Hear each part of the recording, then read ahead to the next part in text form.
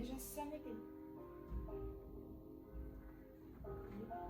Көктемнің керемет күнінде есімде аналардың, арулардың, гүлдердің түсіп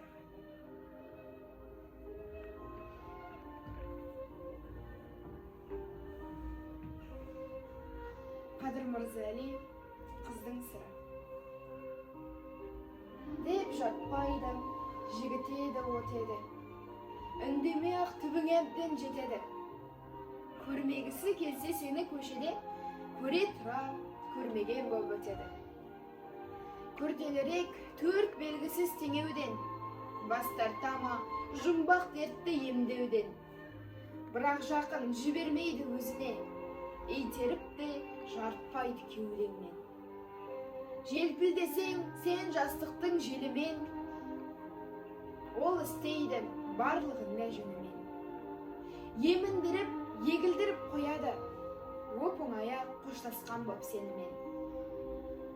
Көңіл шіркін шалқығанда лепіріп, шындық болып көрінеді өтірік.